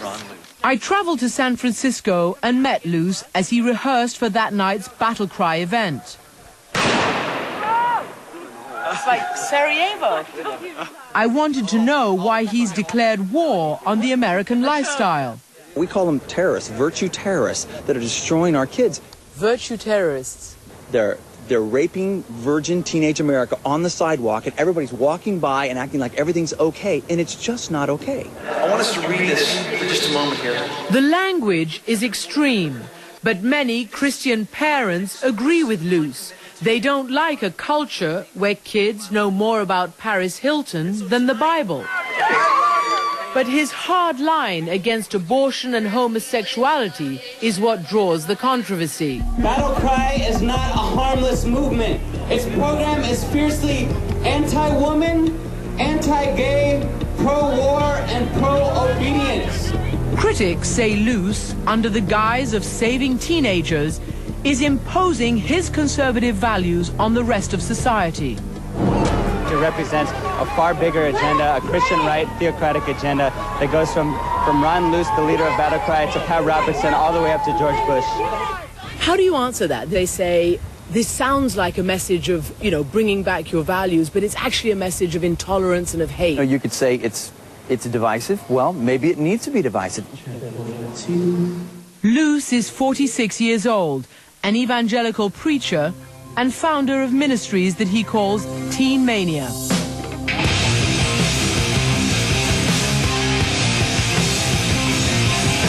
We're fighting for those who don't know they have a voice, that are being manipulated by our pop culture, indulging in things that really they're not even mature enough to be thinking about yet. Like many of the Christian warriors I met, Luce had a troubled past. I was one of these kids. I'm a party animal. I'm messed up.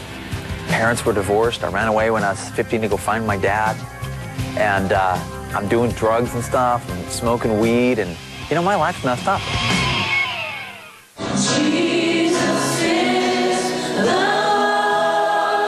which is when, he says, he found God. A friend had invited him to church. God began to heal me of my brokenness, my past, and really, I think now, Teen Mania and Battle Cry is a reflection of what God really did inside me. His ministry is located on 472 acres in rural East Texas. It's just going to be an amazing time to come and learn about how to become better leaders and warriors of Christ. Here, he trains teenagers how to spread his message. Be able to be connected with other teenagers. We tell them their cubicle is their pulpit. This is your chance to use technology to change your generation. Just open up the floodgates.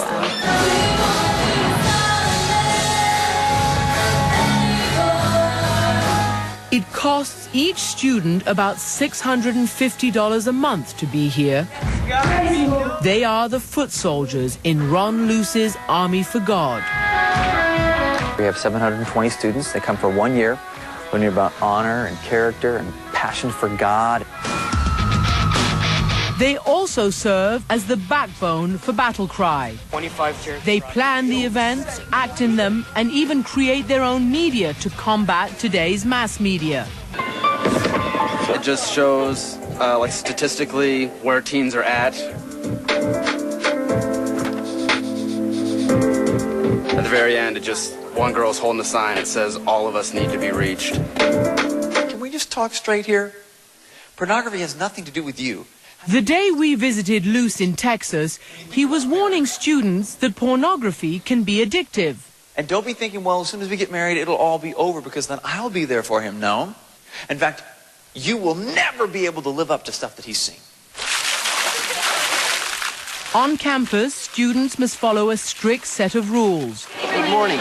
No secular music or television. No R-rated movies. No alcohol, no drugs, no dating. When I, read that women have to wear skirts of a certain length and guys aren't allowed to, go on the internet unsupervised, I think, totalitarian regimes. No, it's about learning to have disciplines that communicate purity, The skirt's length are to keep guys from, any man on the planet could be distracted, and we don't want to unintentionally create distraction. But Ron, that's what the Taliban said. They kept women in their house because men couldn't be trusted around them. Well, there's extremists. You came to our campus, they did, your team did. They could see that we're not extremists. Kids are normal and they have fun and they wear normal clothes. It's just not, they've not adapted, we haven't adapted the dress code to the sexualization that's happened in our culture. I'm really excited.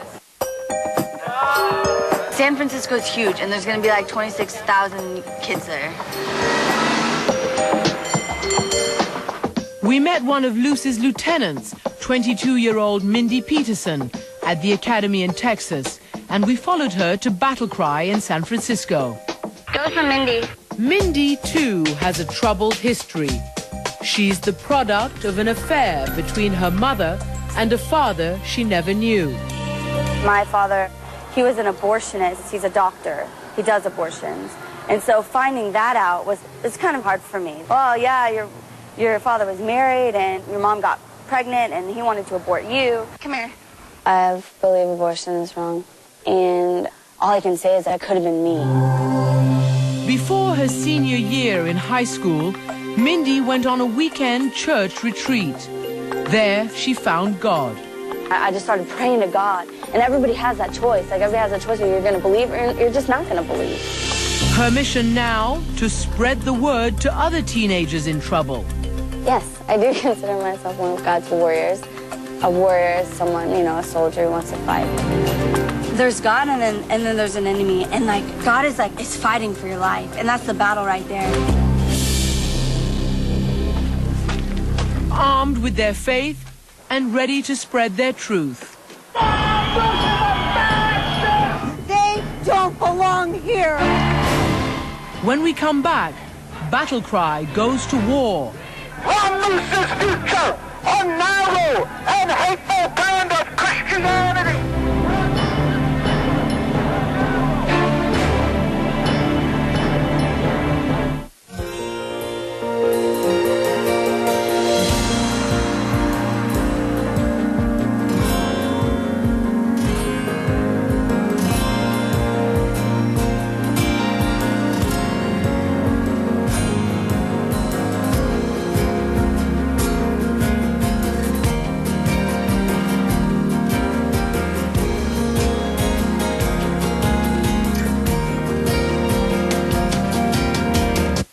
explosions in Maputo, demonstrations in Valencia, celebrations in Veracruz, a rocket festival in Bangfai. This video came from CNN viewers around the world. Someone like you with a mobile phone or camera.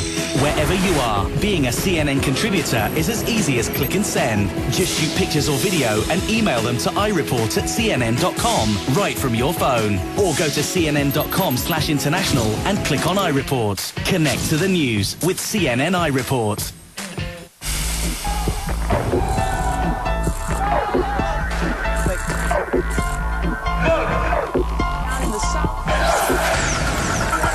Thousands have fled this country. This soldier's trying to positively identify the gunman. Saddam Hussein faced his final moments.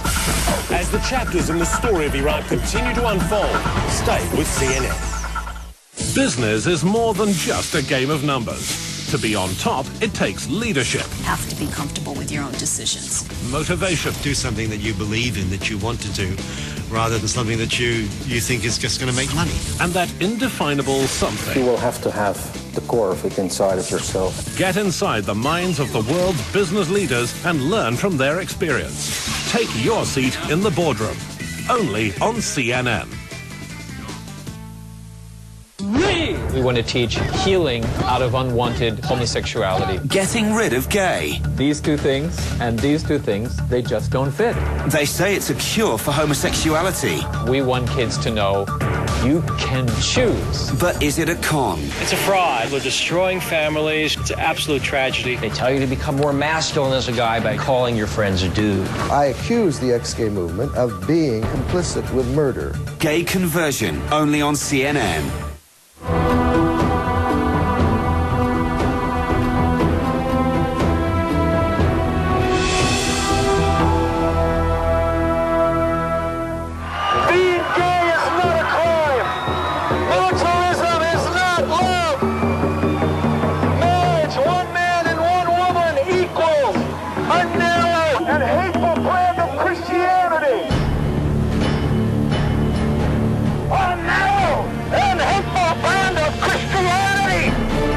San Francisco. A protest against Ron Luce and his army of Christian conservative youth. We're heading to the rally. I rode with Luce to City Hall, where he and his followers were planning a demonstration of their own. We want you to be part of God's army. He professes not to understand the anger. What do you expect? What did you have last year? Well, we were shocked last year with the amount of anger and hostility from the protesters. They don't belong here. But how shocked could he be? After all, Battle Cry is being staged in arguably the most liberal city in America. This city is all about joy, not about hate. Battle Cry is a tool to make the kids into little fascist zombies. This year, their reception would be just as noisy.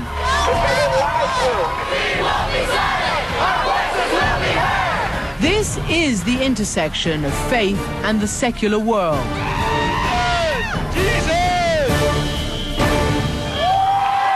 Thank you, God, that we have freedom in this place, God. Mindy Peterson, the student we met in Texas, was at the rally leading a prayer for the Battle Cry crowd. God, I ask that as we do this battle cry, Lord, that you would reveal yourself to the teenagers, God, here, God. Let me hear you say, How many want to turn your generation around? In the midst of a culture that mocks Christians, calls us bigots, puts us down, we cannot keep the good news to ourselves.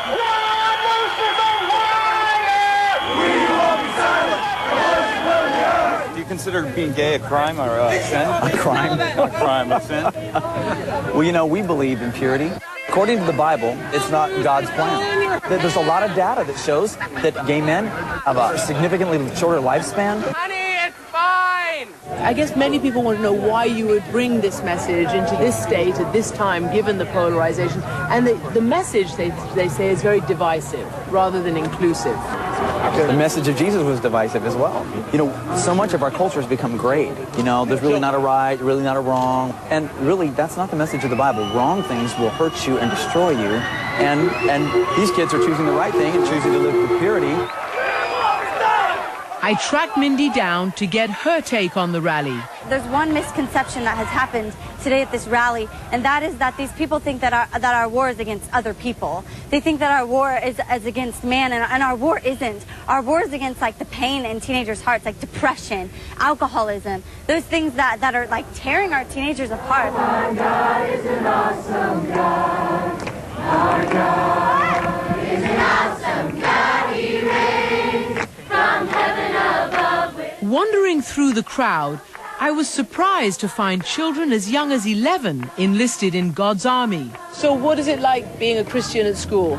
It really scares me to see people at such a young age, in middle school age, having sex and getting pregnant. People you know of your age? I know someone in 6th grade that has had sex.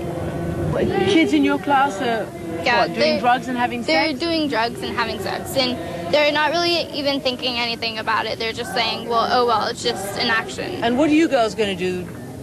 Be celibate till you're married? We'll stay pure.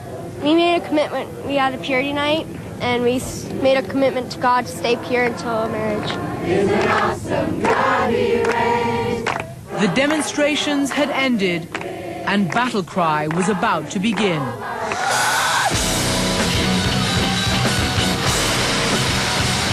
For 2 days, I watched as teenagers headbanged their way through a combination rock concert and religious revival,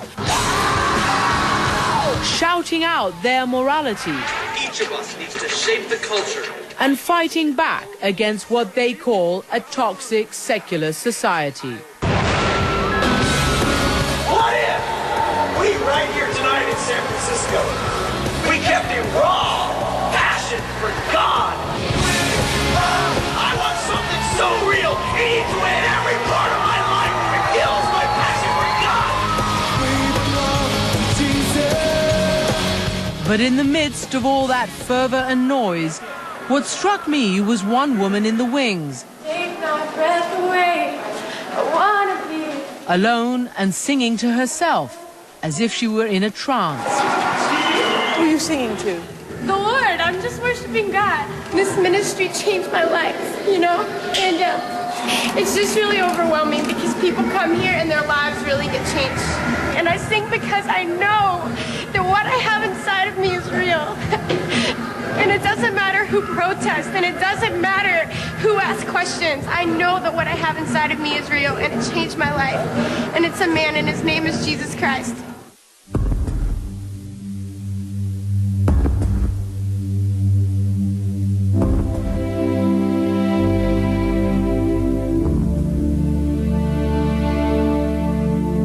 Leave the old life behind, it's dead. On stage, Ron Luce was looking for commitment. He called his followers to the altar, asking them to embrace a life guided by God. If you're on your knees, would you just begin to pour your heart out to him? Just tell him. Move your spirit, God. Just tell him, God, I'm yours. Think about it. Wrestle with it. And when you're ready to surrender, jump to your feet and scream as loud as you can, I want the cross! I want the cross!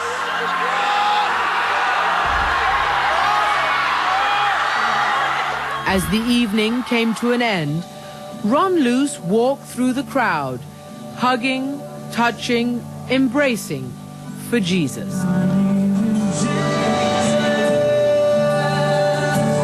You know, kids are hurting.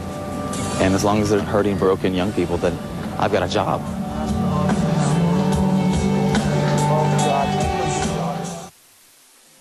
As we've seen over the 6 hours of our series on God's warriors, there are millions of people who feel their faith is being ignored, has been pushed aside, and who are certain they know how to make the world right. We cannot and should not ignore them. And with this report, we have tried to explain them. I'm Christiana Amanpour. Thank you for joining me.